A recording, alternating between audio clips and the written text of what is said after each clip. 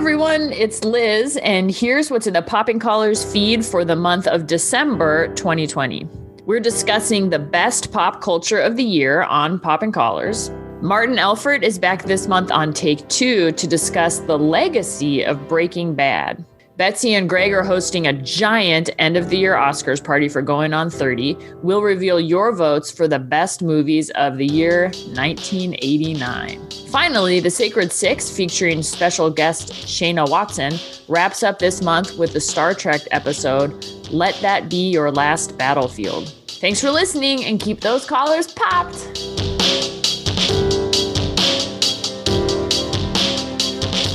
Hello, I am Holly McHale Larson, pastor at St. Paul Lutheran Church in Oakland, and you are listening to Popping Colors.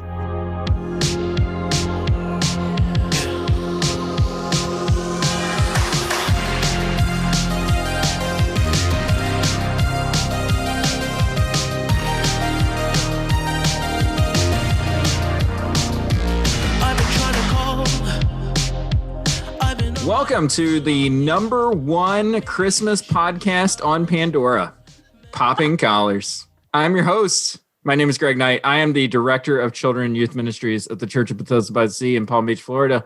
With me are my co-hosts, Betsy Carmody. What's up, Betsy? Not much. I'm just glad that statement about our podcast is finally seasonally appropriate. I'm actually, though, excited for when we say it, and it's like March. It's the only time we're going to be number one in anything. I just want to revel in this moment. I'm doing great, Greg. I'm over here, Alexandria, Virginia, where I serve as head chaplain at the Episcopal High School. And we have our students are virtual. They've all gone home, which is so weird. It is quiet yet again. No. It's weird. The still of the night. Still. Liz Easton, how is the still of the night in Nebraska these days? It's chilly. Yeah, it feels like we turned a corner to winter. I have lit a peppermint candle inside of my apartment. Oh. A little nod to the season. And so that's nice. And yeah, I'm the canon to the ordinary in the Diocese of Nebraska. That's all I have to say about that. Nice. Ricardo Avila, where are you? What are you up to? Greg. I'm the rector at St. Luke's Episcopal Church in Los Gatos, California, the home of Netflix. Things are going well. It is starting to get chilly California style, which means sometimes it gets into the high 40s. Oh, wow. Blistering. Wow. Tough. But no, all is well. It's good to be here. Awesome. Well, my friends, it has been a year. 2020 was hard, I think, for a host of reasons. And, just downright tragic for way too many people around the world. And it almost feels foolish to do an episode celebrating the best that this year had to offer. And yet, as people who work in the business that we do, we know that kernels of hope and goodness and beauty always exist. And that's what we're here to do today. Point to the things that, for whatever reason, brought us joy over the last calendar year. Let's go to the bag. The bag. I've decided in 2021, my New Year's resolution is to get some kind of, app or something that can replace the bag. I feel like the bag is a little too analog.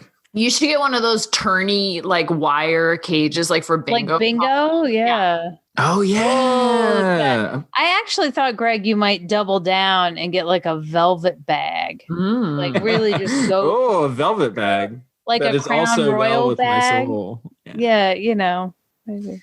Nice. Betsy, you are up first.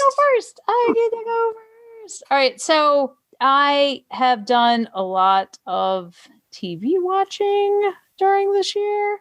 And I think for me, that really became like good series or series that I hadn't completed. And listeners to this podcast know that I've found some things that I've always, should have been watching, but hadn't been. I've chosen a series. And I think what I like about when we have giant cultural moments, when great cultural shifts happen, great creativity comes from those things. The series that I ended up picking was actually written in response to the Me Too movement, But then it comes out at a time of great racial strife across the globe after the wake of George Floyd's murder.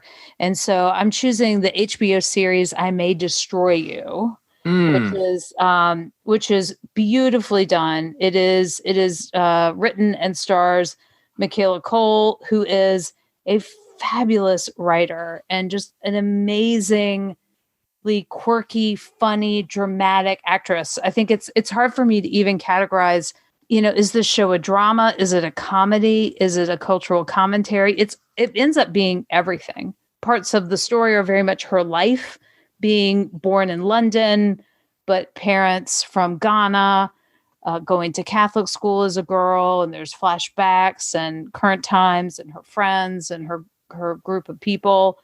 But it's this, she writes from this place of her own sexual assault and writes a beautiful series, beautiful 12 episodes that are challenging, that take you into the destructive and positive natures of social media, that show you her journey, show you other people's journeys with being violated, and kind of how do you come back from that? How do you find your identity in that?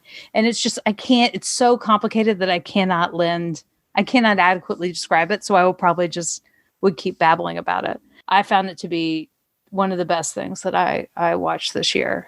It's hard to stop it when it starts off so small. Steve's like that. Remember, all aggressors. Oh, Bob, sorry. I took Bob aside. I said, can you stop? Barely finished speaking before he's looking all horrified, saying he'll never talk to me again because it's safer. Looking at me like I'm crazy. Well, Bob probably does think you're crazy. He thinks this is all a little uncalled for, and this personal space thing is all going a bit too far. And he's very confident in his view because he's gone exploring to see for himself what boundaries and violations these women might be banging on about, because Bob's thorough. And on these explorations, Bob found the line that separated him from everything else. Rather than crossing it, he tiptoed on it. And he experienced this feeling of being on the boundary, on the border, right on the line of being neither in one place or another, and saw how in this grey area, where nothing was quite clear, no one could be clear. We can't articulate, we fuddle our words. We couldn't pinpoint exactly what it was he did that we felt was so wrong. So yeah, Bob thinks you're crazy. Yeah, he thinks he's the smartest man in the room who knoweth all things, because Bob has observed the detail. We have to start observing Bob. Telling him, we do see the detail. We see you, Bob. And if we see you, it means we are right there with you, tiptoeing in line, right behind you. And in that place, where rules, clarity, law, and separation cease to exist, we will show you exactly what we mean by violation. I've never heard of that. Ooh. I can't believe I missed it. It sounds amazing. I know. Well, and it was definitely something that I knew about, but I knew the subject matter was tough. Mm-hmm. So I backburnered it maybe a little bit. But then once I started watching it, I was like, ooh, when's the new episode coming out? Yeah. But also the way it's shot, the direction, the color saturation, all those things that were really good. For a while there, from the title, I thought it was like a serial killer thing. Right. Well, in that element too, and I'm sure there's, I could have read more up on the title, but it is, what is that? Right. I May Destroy You. Is it the experience I may destroy you? Is it the persona we create may destroy us? Like, what is it her response to her sexual assault? Right. Is it like, I'm coming for you? Right. It kind of, it works on a lot of different levels. And it's interesting that when it aired in England and when it aired here, they have different titles for the episodes, which is interesting too. I was just looking through and comparing. Yeah. I'm 100% with you. I thought that I May Destroy You was probably the best television show I watched all year. The way that it goes into technology, the way that it deals with like text messages or phone calls or things like that. There's a lot of movies and TV shows that have tried to do that well. This does it the best I've ever seen. And it does it in a way that it feels real. It feels like a real situation that people would live their lives in. Mm-hmm. And so that makes me think like, oh, that helps me understand what it is that we're talking about when we say that these things are important, in a way that like somebody saying trans rights are important, you better, get that straight in your head. It's like, okay, I got it. This show takes you into like, why is it important? Here's a story, and it's going to help you understand. And that's what I really like about the show. The unpredictability of it was refreshing, but it also felt a little bit like, ooh, what is going to happen next? Like, I have no idea. Like, this could go any direction. And I like it when it doesn't feel like it's leading down a path, but it does make it that, as a watcher of series, I'm used to this happens and then this happens. And then we give it a little space and then we'll get a resolution. And that is not the case with this show. Highly recommend to the two of you. That sounds great. Yeah, you should definitely check it out. It's on HBO, 12 episodes. I May Destroy You. It's probably done. All right. Thank you, Betsy. Good pick. What's in the bag? Come back to the bag. It is moi. Ooh. C'est moi. So is that like an Easter egg? Is it Emily in Paris? Did you pick Emily in Paris? I did not. No, you didn't. I gotta say, Emily in Paris could fit with my pick. But I did not pick Emily in Paris. No. Okay. So I'm gonna do something that the other co-hosts on the show do all the time, and I am reticent to do. I'm gonna pick multiple things. I knew you were gonna do that. You're gonna pick 6 things because that's what they do. Oh my God. That might be what I'm doing later. You don't know. Oh my Lord. Did I pick 6? 1, 2, 3, 4, 5, 6, 7, 8. Whoa. I got 9. That is violating the spirit of the law. Wow. Okay, so here's the thing. There were a lot of things that I liked in 2020, and I can't actually boil it down to one thing. There were a lot of things that I liked in 2020, and all of them had something in common, which is that they were either stories about women, starring women, or they were stories that were created by women and told by women. And I'll read you the list. I'll read you my 9. All right.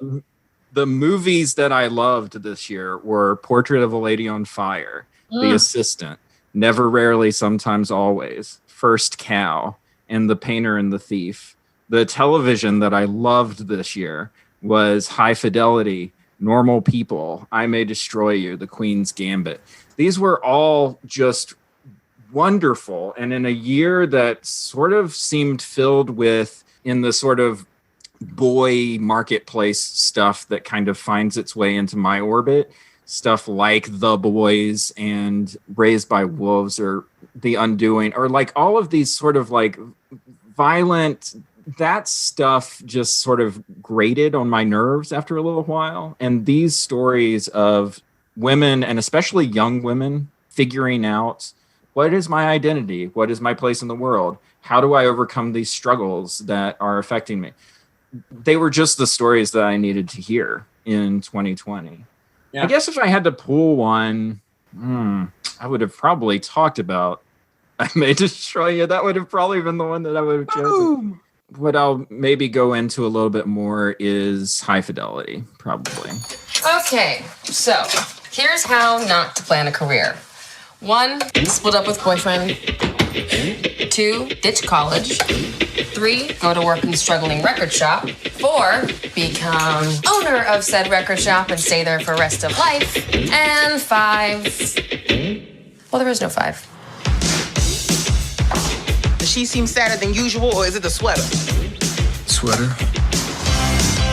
What's wrong with me? Why am I doomed to be left? Why am I doomed to be rejected?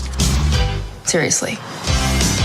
So I'm gonna ask them. My desert island, all-time, top 5 most memorable heartbreaks. So you're really gonna talk to all of them? Yeah. Rob. Hi, Rob. Whoa. Surprise. You could be a bit obsessive. Cut! And a little too in touch with your feelings.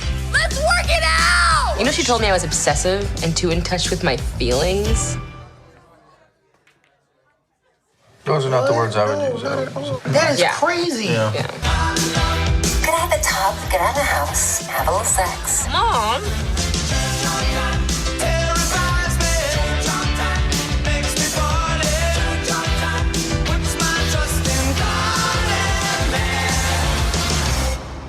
Keep listening. There might be more here than you thought. High Fidelity, I'm sure a lot of people know, is a movie from 1999 starring John Cusack. Pretty popular, I would say. It was a book originally, right? Big star vehicle for Jack book, Black yeah. when it came Nick out. Hornby. Yeah. It was a Nick Yeah, Hornby. Nick Hornby. Yeah. Yeah, based on the Nick Hornby book. So this show is almost a beat for beat for that, except that the main character of Rob is now replaced by a young woman, Zoe Kravitz, who now we're experiencing these breakups and these relationships and all of this stuff through her eyes as she's living in New York City. Kind of like I May Destroy You, what Betsy was saying, where it's like, I don't know where this story is going to go, even though I know this story so well. And the dialogue is almost repeated from the movie sometimes. And yet at the same time, it's such a different way of telling the story. And it feels so personal and so intimate that it just draws you in. And it was really lovely. High Fidelity, Zoe Kravitz. I haven't watched. It keeps being recommended, but I haven't watched it because I fell into that Queen's Gambit. Boom, so good. Chess sets sold out. You can't find them. That's right. Because of the Queen's Gambit. And Parker Posey shows up doing very Parker Posey things, probably like midway through, and it's fabulous. Love her. So that's awesome. Yeah. Nice, thanks. It was just a really good year for pop culture created by women. So I just wanted to hold that up. All right, the bag has chosen L for Liz. Thanks. So I had trouble with this today. I had a trouble thinking. So here's some things I thought of my favorites of 2020. No, hold on. Liz had trouble, so she posted on the Instagram. That's right. And went seeking suggestions. Wait, you asked for other people's ideas? Yeah. So I'll talk about that in a second. But here are the only things that I thought of for myself. Favorites of 2020. I have worn this sweater for some portion of every day since March. For those of you watching from home, listening from home, it's like a shapeless oatmeal colored sweater. It's cute. Well, it's pill. I've worn these black leggings every day. Another favorite thing of 2020, I have rediscovered the natural shape of my eyebrows. Oh. I have a... I hoped mine would thicken up more. I'm kind of bummed. Oh, mine did. So these are just some of my favorites things of 2020. So I was lacking inspiration is what I'm saying about that. I was not feeling great about the year 2020. So I took to Instagram, as I've done before in the history of this podcast. It was pretty sweet because I was expecting a lot of pop culture suggestions and I got some. And so some of the ones I got, some people recommended books that they had read and loved this year. Umbrella Academy, which I've never seen. That's good. That's totally on my list. Someone very smartly, and I wish I had thought about this, said Taylor Swift just dropping folklore like out of nowhere. She's like, hi, 2020, here's a whole new album and a whole new genre. And it's beautiful. So that was lovely. But what I also got were a lot of interesting reflections on the year 2020. And this is what helped me sort of reframe my attitude, which I guess is all I'm talking about today, which is not really pop culture specific. But there were people who said, unexpectedly, I'm enjoying learning again the things that my kids are learning in homeschool or in, remote school, like math. Or someone sent me a long list saying like, I haven't flown on as many planes this year. I haven't driven my car as much. I've gone on walks with my family. And so this isn't about pop culture other than the sense that 2020 will be a pop culture moment, right? Years from now, people will be like, that's so 2020, hashtag 2020. But it was just a helpful reminder for me. And also for this season of Advent, we wait in expectation for Jesus to come and come again, which takes a lot. It takes a lot to hold that space all the time. and particularly in this season, for God to break through and be among us. So my favorite pop culture moment is this sweater and all that it represents. And is it pop culture? No, but I'm saying it is. And I am thinking, here's what I think. And Betsy, I know you've talked about this with Ruby's Halloween costume. I will burn this sweater. I swear to God, I will burn it in a fire when this thing is over. Well, and it's like we make fun of that as being like a youth group trope, like have kids write things on things, burn them, right? But at the same time, though, it hits something innate. It's elemental. Yeah. It makes me think about, ancient sacrifice at the temple and, and those sorts of, it wasn't just, atonement offerings, it was thank offerings and different things like that you're kind of offering up. But yeah, I like fire as a release. Well, and to bring it back to pop culture in a way, this is maybe will make the episode a little bit more cohesive, is let me tell you the story of this sweater that I'm wearing right now.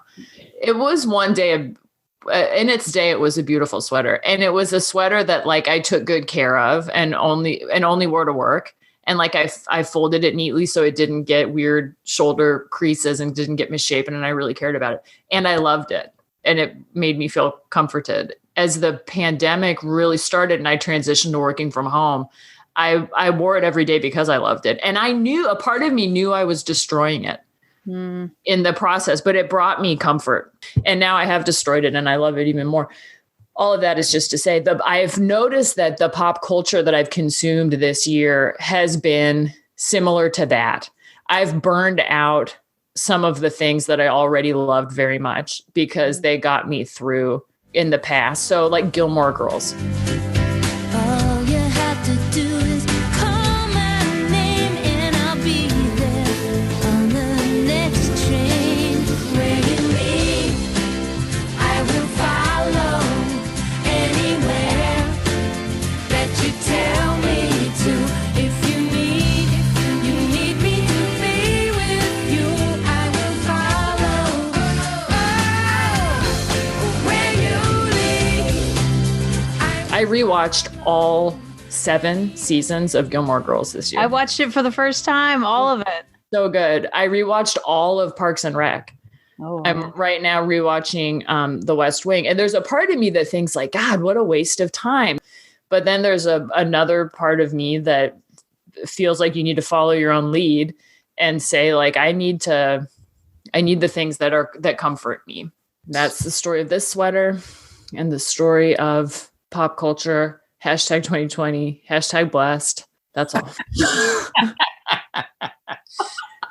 Thank you, Liz. Thank you. the bag comes Thank you, for Liz's you. sweater. Coming for you, sir.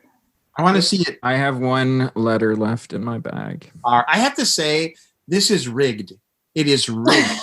I'm always last. One time I was second to last, and I don't mind because usually I'm not ready, but They're all the same size, I promise. See, like they're all yeah. I'm not looking in the bag. I didn't actually see the bag today. All right. As well with my soul. All right. So, pop culture best of 2020. So, like Liz, I have been wearing the same t-shirt pretty much every day, except when I put it in the laundry. And I've actually referenced it here before. It's my Bruce Springsteen on Broadway t-shirt. Ricardo, I don't know if the listeners know this, but everyone, Ricardo and I saw Bruce Springsteen on Broadway. Half of this panel saw Bruce Springsteen. I don't think we've ever mentioned it before. No. A couple of times. I don't know. We don't like to brag about it. And so, I mean, obviously I wear it all the time because we've talked about it like 3 or 4 times. I don't know why. So I hear you. I'm with you. And it is comforting. And when I have to wash it or I have it dirty and I can't wear it for a couple days, I get a little lost, you know. It's like, what am I gonna? I guess I'll have to wear one of my Dickens Universe t-shirts or something. You know, I always feel like the one who is not on the ball because I have not seen any of this stuff. I mean, thank God I read, you know, the New York Times online or the Atlantic online because at least I hear about the Queen's Gambit and I may destroy you. Yeah. So I know about them, but never quite get there. So I just feel like when we do like a best of kind of thing, I get frozen. I'm like, I don't know. But I thought of 4 things, and I think I can tie them together in a theme. Each of these 4 bits of pop culture helped me understand something in its entirety. The first one I will mention is, it's old. It's a documentary from like 2016 or something, and you all have probably seen it. 13th, the Ava DuVernay. 1 out of 4 human beings with their hands on bars, shackled, in the world are locked up here in the land of the free. Khalif Browder was walking home from a party when he was stopped by police. Then they said, we're going to take you to the precinct, and most likely we're going to let you go home. And then I never went home. The 13th Amendment to the Constitution makes it unconstitutional for someone to be held as a slave. There are exceptions, including criminals. The loophole was immediately exploited. What you got after that was a rapid transition to a mythology of black criminality. Some people got the real problem. Animals, beasts that needed to be controlled. You better believe it. I'm only human. It became virtually impossible for a politician to run and appear soft on crime. The kinds of kids that are called super predators. Millions of dollars will be allocated for prison and jail facilities. 3 strikes and you are out. There was an enormous burden on the black community, but it also violated a sense of core fairness. The states were required to keep these prisons filled, even if nobody was committing a crime. It's so difficult to talk about mass incarceration because it has become heavily monetized. The focus is on taking people from prison, putting them in community corrections, parole and probation. How much progress is it really if now there's a private company making money off the GPS monitor? We now have more African Americans under criminal supervision than all the slaves back in the 1850s. We are the products of the history that our ancestors chose. Products of that set of choices that we have to understand in order to escape from it.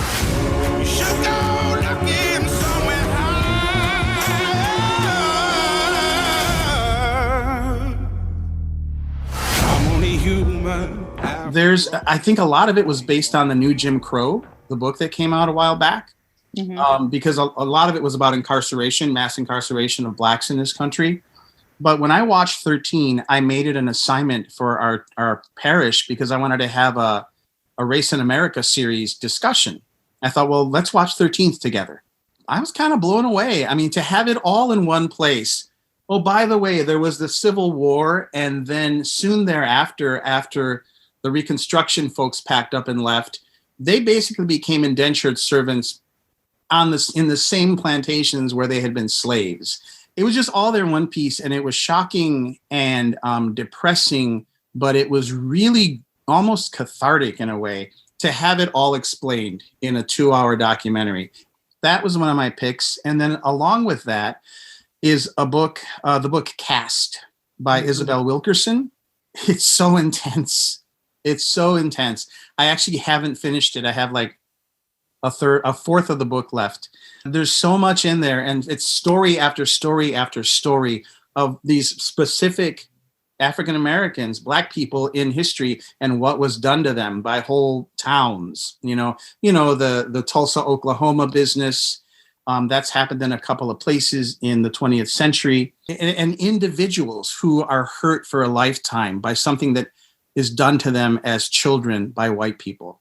She wants to turn it around and not talk about race as much as caste and how black people are put in this perpetual place, sort of like the untouchables in India, to be able to have power over them. And everything that works around that to make it still be justifiable. Whew, I guess I do have things to say. So Caste. And then I'll change tack a little bit, get a little lighthearted. I really loved the audiobook of Elton John's autobiography, Me. He's like Forrest Gump or Zelig. He's been in everything, He narrate the audiobook? Does he read it himself? No, what's the guy? Taron Egerton. Oh, okay. Egerton. That's a cool idea. Yeah. Elton John does like the prologue and an epilogue. And all of the people that he befriended, and I mean, everybody John Lennon, Ringo Starr, the drugs he did, Princess Di, Ryan White, the little kid who died of AIDS, but riveting, and has had all this stuff happen in his life. I loved it. Nice. And then the fourth and final thing that I will recommend as a top pick, it's a little amorphous, but the Atlantic Monthly, I subscribed last year to their digital and monthly version. And the digital thing is, to my mind, has been more satisfying than even the New York Times daily email, because New York Times is very newsy, and that's good. I need to know the facts. But the Atlantic has this angle where they'll give you the news, but they'll give you analysis or perspective. And some of their writers, like Ed Yong, I think, he writes about the COVID stuff, and he predicted things before they happened, and he was super sharp about stuff. And recently I read something, it's just like this last week, about how your intuition about what's safe is not right. Don't trust your intuition. But it's helped me make decisions about what and what not to do when I'm on the edge, just in this last week even, about travel. So I think the Atlantic Monthly has been super valuable in terms of guiding me through this pandemic. So those are my four things, but there's a complete sense of the pandemic and the story of it from the Atlantic Monthly to me in this year. You have time for pop culture, Ricardo. It's just not the same pop culture. Yeah. I mean, that's a lot of things. That was a lot of things. It's all great. It's all pop culture. Yeah. All right then. Yeah. Well, I guess it's just not cutting edge pop culture. It's not the thing everyone's talking about. And so I feel a little behind. Like 13th was so 2016. And well, but everyone rewatched it in 2020. Yes. Yeah, they did. Right. I mean, just because it isn't all water cooler all the time doesn't mean it's not. Right. And I would say that that's actually the good thing about the times that we live in now, is that the monoculture is pretty much done. So these things you come to them when you're ready to come to them. And there's so much more pop culture these days than there used to be. Okay, well, that's in my cube and I'll get to it. And it's fine. You'll get to I May Destroy You probably at some point. It'll be okay. I'm talking about it in 2023. That's for sure. I think Betsy should get to have do-overs when all of us have all these multiple choices to come back and say more. Betsy follows the rules. I am a rule follower for sure. Absolutely. Nice. Right. Well, thank you all for going back over this year that I'm sure we would all give 1 star to 2020. Can I give no stars? No stars. And no stars.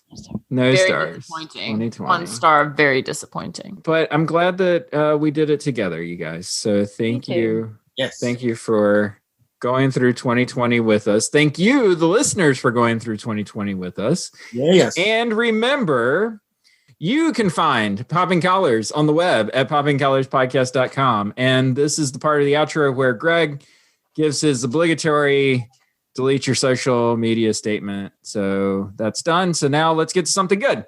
Betsy and I are having a big 1990 Oscars party this month. Yay! Are you going to dress up in 1990? I'm getting a haircut for it that morning. Are you really? Is it going to be like the Aniston? No. It won't be a 1990s haircut. What I have, only shorter. But I am probably going to dress up. At least I'm going to wear jewelry. I'm going to wear some. Well, how about that? Well, I was planning, who are you wearing? I was planning on wearing Hanes and Levi. Champion. But maybe I'll change up, switch up. I don't know. Hanes collection. I mean, I'm probably still going to be wearing Target leggings. And, We're revealing your votes, our good listeners, on who should have really won all the awards back then. Betsy, are you looking forward to our big night? I am just going to try to not Warren Beatty this situation and read the wrong name from the envelope. Yeah. I'm practicing, not La La Land. We have hundreds of votes. Hundreds of votes? Well, dozens. Dozens of I mean, we have a dozen votes that we need 16. It's going to be great. It's going to be great. half a dozen votes. Okay. And of course, Stop it. You can get our podcast in whatever podcatcher you use. Be sure to hit subscribe or follow so that you don't miss an episode. Finally, you can find our show, the longest running Episcopal podcast, on EpiscopalCafe.com. We love EpiscopalCafe.com. We know you will as well. Check them out for all your Episcopal news, needs, and beyond. And with that, that is Popping Collars for this time. Thank you, Betsy. Thank you, Liz. Thank you, Ricardo. We'll see you next time. And keep those collars popped. Pop, pop. Boom. 2020. Boom. In the fire. Throw it in the fire. That's right.